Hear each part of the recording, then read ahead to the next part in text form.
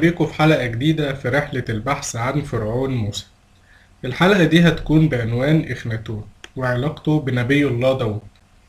في الحلقة اللي فاتت اكتشفنا إن أقرب شخص لشخصية سيدنا يوسف هو أمحتب وزير الملك جوسر، واللي كان أهم ألقابه إنه وزير الملك لكل ما ينزل من السماء وينبت من الأرض ويفيض بيه نهر النيل. بس فرق الألف سنة بين أمحتب والتاريخ اللي موجود في التوراة لسيدنا يوسف يخلينا نفكر مرة تانية، وعشان كده هنروح للمحطة التانية يمكن نعرف حاجة جديدة. المحطة التانية هتبقى معانا هي إخناتون أو أمنحتب الرابع. في البداية لازم نعرف مين هو إخناتون. إخناتون هو الملك أمنحتب الرابع، وهو أحد أفراد الأسرة ال18 وابن الملك أمنوفيس الثالث أو أمنحتب الثالث. بمجرد توليه الحكم ندى بالتخلي عن جميع الآلهة والاتجاه لعبادة أتون، ونقل العاصمة لتل العمرمة. ولما مات مسك ابنه توت عنخ آتون اللي بعد ضغط الكهنة رجع لعبادة أمون، ورجع العاصمة لطيبة وغير اسمه لتوت عنخ آمون. مع وفاته تولي وزيره حور محب الحكم أعادوا الأمور لسيطرة كهنة أمون، فدمروا العمرمة وكل ما فيها، حتى معابد إخناتون اللي كانت موجودة في الأقصر والكرنك اتدمرت، واستخدموا الحجارة بتاعتها في بنى وترميم معابد تانية. فالسؤال الساذج هنا بقى، هل كان إخناتون نبي؟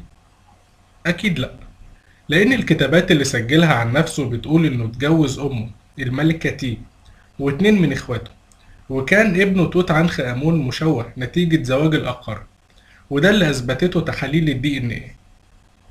وعلى المستوى الديني في الوقت ده ما كانتش العقيدة المصرية فيها تعدد آلهة، فكان الإله هو آمون رع، هو المسيطر الوحيد على عبادات المصريين. بس إخناتون ما فهمش طبيعة آمون الخفية، فكان آمون عند قدماء المصريين بيمثل القوى الإلهية الخفية اللي بتتحكم بجميع الأشياء، فاستبدلوا إخناتون بإله مجسد هو آتون اللي بيعني القرص. فالسؤال هنا، هل كانت رسالة إخناتون توحيدية؟ أكيد برضو لأ. كان إخناتون بيعبد كل من رع وشو وحورس مع آتون، وكان بيطلب من شعبه إن هو يعبده هو ومراته وبناته باعتبارهم التجسيد الحي لآتون. ولو قلنا إن ده سوء ترجمة لكتابته، فإزاي هو صمم إنه يجيب عجل أبيس وهو إله مصري قديم علشان يدفنه بالعمرنة، وصمم إنه يجيب الكبرى المقدسة عشان يزين بيها تاجه؟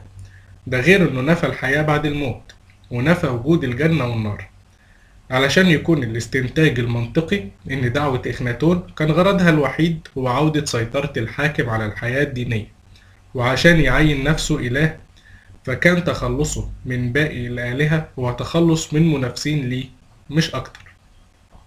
ودلوقتي نرجع للمهم، إيه هي العلاقة بين إخناتون وسيدنا داود؟ العلاقة موجودة في المزمور 104 في التوراة، واللي لقوه منقوش على جدار مقبرة آيب العمرمة، وأجزاء من المزمورين 124 و 125 وغيرهم كتير، حوالي 20 مزمور موجودين على جدران مقبرة إخناتون. كتير من الأثريين شايفين إن كتاب التوراة اقتبسوا المزامير دي من إخناتون، وده منطقي بالنسبة للأسبقية التاريخية. بس لو كان العكس هو الصح، إن إخناتون هو اللي اقتبسها من التوراة، فده معناه إن سيدنا داود كان قبل إخناتون، وده معناه إن كل التواريخ اللي موجودة في التوراة غلط. وده معناه برضه إن لو كان الاحتمال التاني، فده برضه معناه إن التوراة مأخوذة من نقوش أخرى، وإنها كده يبقى كلها غلط. وهنا السؤال برضه، ليه إحنا شايفين إن إخناتون هو اللي اقتبس مش العكس؟ الإجابة بسيطة وقلناها في الأول، إن بمجرد موت إخناتون الكهنة صاروا وهدموا معبده ودمروه، فإزاي اليهود وصلوا للنقوش دي ونقلوها؟ وفكرة إنها وصلت عن طريق موسى لأنه درس في جامعة أون، دي فكرة سخيفة جدا، لأن كهنة أون كانوا بيدرسوا عقيدة رع.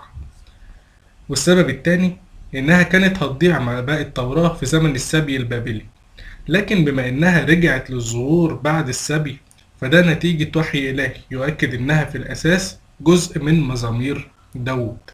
وده بيأكد حقيقة تانية، إن التاريخ المفترض للأنبياء أبعد كتير قوي من اللي متسجل في التوراة في أسفار أخبار الملوك. فلما يبقى سيدنا داود قبل عام 1360 قبل الميلاد، فده معناه إن موسى قبل ده بكتير، وسيدنا يوسف كان قبل موسى ب400 سنة. فده بيزيد الشك باليقين إن أمحطب هو سيدنا يوسف. وفي ملحوظة تانية، إن قوانين التوراة اللي ربنا نزلها على موسى موجودة في قوانين حمورابي وقوانين البابليين والأشوريين قبل عام 1800 قبل الميلاد.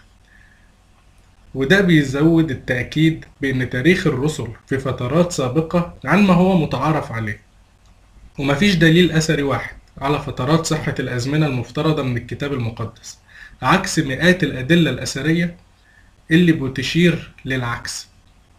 وما تنساش تعمل سبسكرايب للقناة عشان تكمل معانا رحلة البحث المستمرة في التاريخ. ولو عجبك الفيديو دوس لايك وسيب رأيك في كومنت.